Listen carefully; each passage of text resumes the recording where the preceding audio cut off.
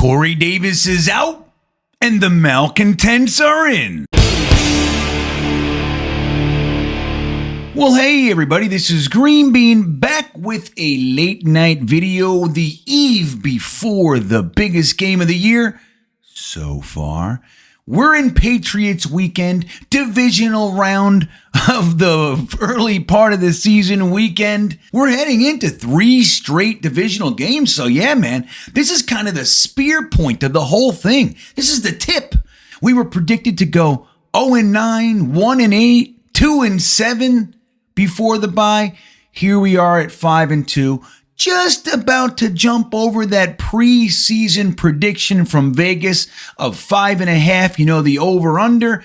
We are already past last year's win total. One more and we tie the last 2 years' win total. So it's important. It's exciting. We're going to get into just a little bit about this game. It's very, very interesting. A lot has happened, a lot of shuffling going on, and we're going to take a look at how beneficial or detrimental that can be. Before we do, I want to just say welcome to all you new folks. If you've never been here before, go ahead and hit that little subscribe button. That will let YouTube know that, hey, maybe we should suggest some videos to this person from this channel. Wouldn't that be nice? And then you can get suggested and blah, blah, blah, blah, blah. If you're enjoying the video, go ahead and hit that little thumbs up button. We say it all the time because it's important. It looks like this. 2 little thumbs up buttons. Go ahead and hit that little thing. It lets YouTube know that it should treat us nicely, which it does not do without the thumbs up. You don't know. You don't know how poorly YouTube treats us out here. Anywho, that all said, let's dive right into this. Guys, we have a major batch of hits that we took this week, right? We know we lost AVT, arguably our best player on the team. He was playing numerous offensive line positions, all pro level. If you ask somebody with a big fluffy white beard, he'll tell you. We also lost Breece Hall, arguably our best rookie, potential candidate for Offensive Rookie of the Year, and quite frankly, a major focal point of our entire offensive success up to this point. We lose those guys, but in addition to those, we lost Corey Davis, who, look, in addition to his, key clutch catches this year, he's Zach Wilson's favorite, but he's come up big numerous times. Even when he's kind of quiet in the game, all of a sudden, out of nowhere, boom, Corey Davis, first down, and he's done that more than a couple times. We lost him, and his impact is really felt in the running game. So we lose this guy, not only his impact, but Zach's comfort level. We're teetering on how comfortable we feel Zach Wilson really is. We just don't know. Sometimes he looks okay, like in Pittsburgh, and other times, like last week, he looks a little bit sporadic, huh? Let's say it that way. So we want Zach Wilson to be as comfortable as possible. Losing Corey Davis is not a good thing. So we have all those guys out. That brings in Cedric Ogbuye, former first-round pick, most recently a practice squad guy down there for a losing organization. He's now our right tackle for the week. We also elevated Connor McDermott from the practice squad as a backup. So it was looking a little spooky on the right side of that line. In addition to that, we also have Joe Douglas and his trade for Mr. James Robinson from the Jaguars, a very, very stout 1,000-yard rusher. Could be a bell cow back. He has that potential. He and Michael Carter, maybe Ty Johnson, little Bam Knight, maybe those guys can try to replicate the output that Breece Hall was giving us. So that's a nice thing. He's only 24 years old too, which is really nice. But now we come to what's going to happen with the space that Corey Davis creates in the wide receiver room. Well, it looks like it's going to be Denzel Mims time. We've said it before. We've heard it before. Denzel Mims is Corey Davis's backup specifically. They've been using Jeff Smith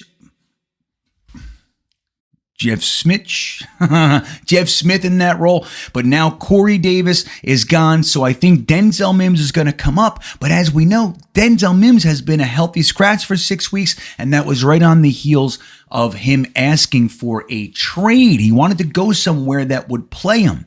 Now we got another guy that we all of a sudden really need. Last week we were saying, get him out of here, trade him, and now we're like, whoa, wait.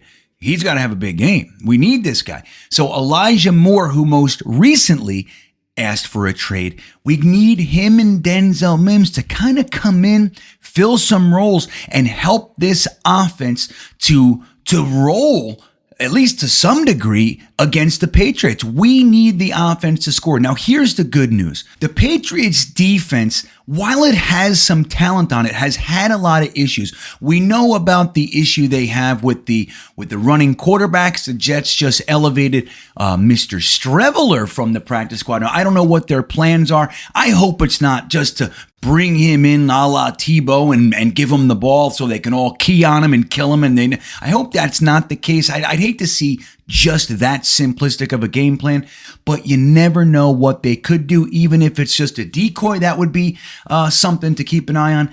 But the Patriots defense has some key injuries, guys. Now, number one, it looks like they're going to be without a strong safety, Kyle Duggar. I think he returned to practice, but he's still listed as out, so it's looking like he's probably not going to play.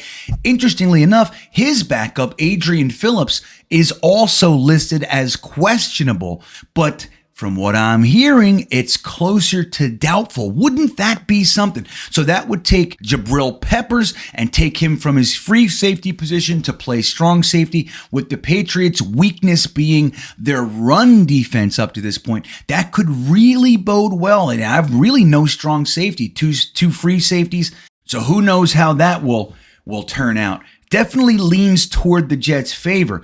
Now, you also add to that Jalen Mills and Jonathan Jones, who's also listed as questionable. This is the perfect game for Denzel Mims and Elijah Moore. If they take Elijah Moore and just move him to the slot, even if the excuse is, hey, Corey Davis is hurt, we need you over here, but whatever it is, if they just need to realign the offense a little bit, get him on the inside. This just might be the perfect game for Elijah Moore to shred the center of that defense. They're going to be focusing on the run. They're going to be struggling to stop the run. The concern about the quarterback.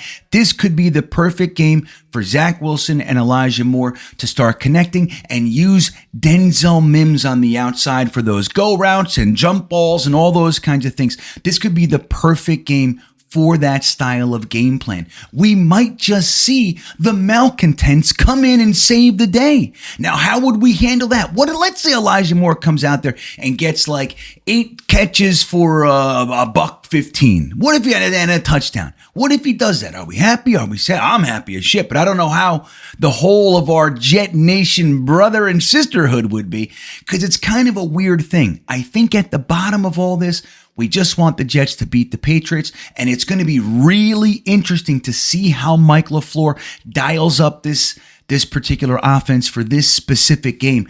Denzel Mims, Jeff Smith, Garrett Wilson, Braxton Berrios, Elijah Moore, James Robinson, Michael Carter, maybe even Ty Johnson, Streveler. So we have a lot of opportunity in this particular game to take advantage of a lot of the things that the Patriots are trying to cover up right now. Now, Bill Belichick is very good at doing that, but we have to know that that's what they're doing. Lots and lots of smoke and mirrors. Play our game, shred the center of their field, let them all come in to try to stop that, and then you got the outsides all day long. What do you think? Is this a game for Elijah Moore and even potentially Denzel Mims to just explode on the scene against a division foe the caliber of the Patriots? Let me know what you think. I'm psyched, man. I'm going to be down there at the Virginia Jets fan club tomorrow, live on location down there in Norfolk, Virginia. If you're anywhere in the area, come on down and hang out with us. It's going to be